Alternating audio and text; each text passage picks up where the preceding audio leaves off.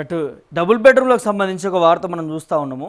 చాలామంది ఏమనుకుంటున్నారంటే మాకు డబుల్ బెడ్రూమ్ వస్తుంది, వచ్చిన తర్వాత దాన్ని అమ్ముకోవడమా లేకపోతే దానికి కిరాయి ఇవ్వడమా అట్లాంటివి చేస్తూ ఉంటారు తరచుగా.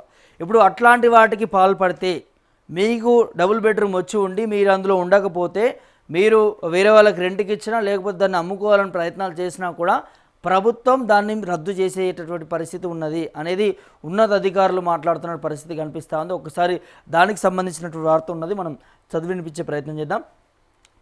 డబుల్ ఇండ్ల కేటాయింపులో పారదర్శకత తప్పనిసరి అని చెప్తా ఉన్నారు. లబ్ధిదారుల జాబితాల వడపోతకు ఏ వినియోగం, పూర్తయినటువంటి ఇళ్లను వెంటనే అర్హులకు అప్పగించాలి, తాళం వేసి వేరే ప్రాంతాల్లో ఉంటే తిరిగి స్వాధీనం చేసుకోండి అనేది కలెక్టర్ చెప్తున్న పరిస్థితి కనిపిస్తుంది. మహబూబ్నగర్కి సంబంధించి ఒకవేళ ఆ ఇంటికి సంబంధించి తాళం వేసినట్లు ఉంటే ఈ ఇల్లు కేటాయించినా కూడా ఉండకపోతే వారిపైన చర్యలు తీసుకుంటారట. అదేవిధంగా ఇల్లు కూడా తీసుకునే పరిస్థితి అట.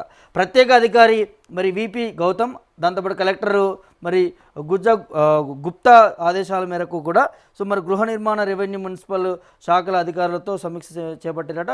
ఇది మహబూబ్నగర్కి సంబంధించిన వార్త మనం చూస్తున్నాం.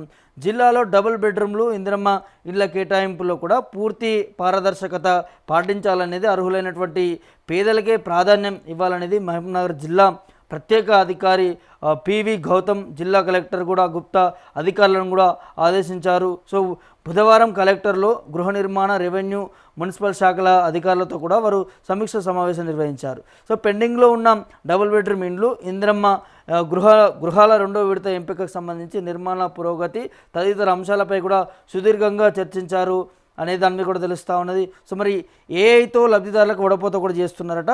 ఒకే వ్యక్తికి 2 పథకాల లబ్ధి చేకూరకుండా ఆర్టిఫిషియల్ ఇంటెలిజెన్స్ ఏఐ సహాయంతో కూడా జాబితాను సరిపోల్చాలనేది అధికారులకు సూచించారు. సో ఆధార్ నెంబర్ లేకపోయినా పేర్లు ఆధారంగా సాంకేతికంగా గుర్తించాలన్నారు. ప్రస్తుతం ఉన్న జాబితాను 360 డిగ్రీ కోణం అంటే 360 డిగ్రీ కోణం డేటాతో కూడా మరి పరిశీలించి అర్హులను తొలగించాలన్నారు. అయితే ఆశా వర్కర్లు, అంగన్వాడీలు, ఇతర చిరు ఉద్యోగులను కేవలం వృత్తి ఆధారంగా అనర్హులుగా ప్రకటించవద్దనేది, వారి కుటుంబ పరిస్థితులు, ఆదాయాన్ని బట్టి నిర్ణయం తీసుకోవాలనేది స్పష్టం చేశారు. సో తిరస్కరణకి గురైనటువంటి దరఖాస్తులకి స్పష్టమైనటువంటి కారణాలను నమోదు చేయాలనే దాన్ని కూడా చెప్తున్న పరిస్థితి కనిపిస్తూ ఉంది. ఖాళీ ఇల్లు కేటాయింపుకు సంబంధించి కూడా తాళం వేసిన ఇల్లు స్వాధీనం చేసుకోవాలి, నిర్మాణం పూర్తయి డబుల్ బెడ్రూమ్ ఇళ్లను వెంటనే అర్హులకు కేటాయించాలి, ఖాళీగా ఉంచితే ప్రభుత్వం ఆస్తులు దెబ్బతినే ప్రమాదం ఉంటుందనేది తెలిపారు.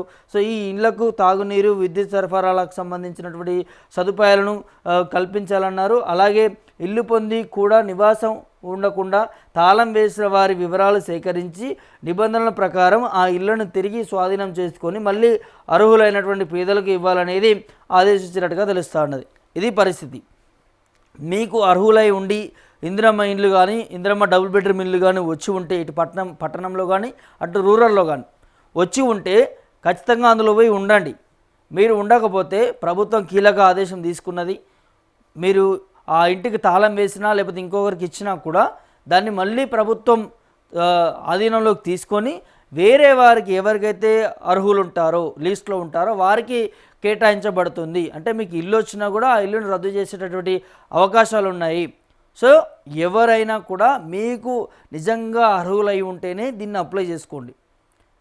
మనకి ఆ అర్హులై లేకున్నా కూడా దీన్ని ఏదో ఒకటి చేసి అప్లై చేసుకొని ఇల్లు వచ్చిన తర్వాత ఉండకపోతే దాన్ని రద్దు చేసే అవకాశం ఉంటుంది.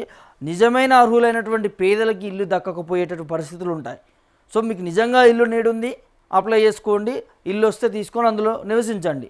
లేదు అని అంటే పక్కన పెట్టేసేయండి, వేరే వాళ్ళకి వచ్చేటటువంటి అవకాశాలు ఉంటాయి. ఆ పేదలకి వెళ్ళి వారు ఆ ఇండ్లు అనుమతి పొందేటటువంటి అవకాశాలు ఉంటాయి. కాబట్టి సో దీంట్లో ఖచ్చితంగా జాగ్రత్తలు వహించాలి. ఇట్లా చేసిన వారిపైన కూడా క్రిమినల్ చర్యలు ఉంటాయి అనే దాన్ని కూడా తెలుస్తూ ఉన్నది. క్రిమినల్ చర్యలు కూడా మరి ఎందుకంటే మీకు స్తోమత ఉన్నది, వేరే రూమ్ రెంట్ కానీ లేకపోతే ఇంకో ఇంట్లో ఉండడానికి స్తోమత ఉన్నప్పుడు నిజమైన పేదలకు దక్కాలి కదా అది. సో అట్లాంటి వారికి పాల్పడుతూ ఇండ్లు వచ్చినా కూడా ఉండలేని వారిపైన కూడా క్రిమినల్ కేసులు, దాంతోపాటు ఆ ఇల్లును కూడా రద్దు చేసేటటువంటి అవకాశం స్పష్టంగా కనిపిస్తూ ఉంది. సో ఇంకా ఈ డబుల్ బెడ్రూమ్ ఇందిరమ్మ ఇళ్లకు సంబంధించి కూడా వేగవంతం చేయాలనేది మహబూబ్నగర్ కలెక్టర్ చెప్తున్నటువంటి పరిస్థితి కూడా కనిపిస్తూ ఉంది. సో అన్ని ప్రాంతాలలో ఇందిరమ్మ ఇళ్లకు సంబంధించి కూడా కేటాయిస్తూ ఉన్నారు. సో ఎవరైతే నిరుపేదలు ఉంటారో వారికి మాత్రమే ఈ ఇండ్లు అనేది మళ్ళీ లబ్ధి చేకూరే విధంగా అన్ని రకాలుగా ప్రయాణాలు జరుగుతున్న పరిస్థితి కనిపిస్తూ ఉన్నది.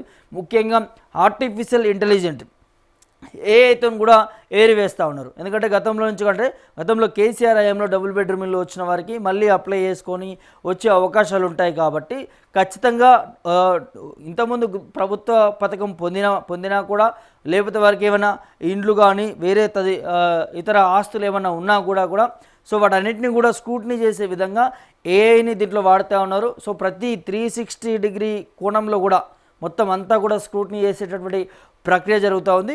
సో ఇదంతా ఎందుకు ఇంత పటిష్టంగా చేస్తూ ఉన్నారంటే నిజమైన అర్హులకే ఇవ్వాలి, స్పష్టంగా ఎవరికైతే నీడుందో వారికే దక్కాలి అనేదాన్ని కూడా రాష్ట్ర ప్రభుత్వం ఒక కీలక నిర్ణయం తీసుకున్నది. సో అందుకోసం ఇదంతా కూడా ప్రక్రియ జరుగుతున్నటువంటి నేపథ్యం మనకి కనిపిస్తూ ఉన్నది. మరి ఈ వీడియో చూస్తున్నటువంటి మీరు అందరూ ఏమనుకుంటున్నారు?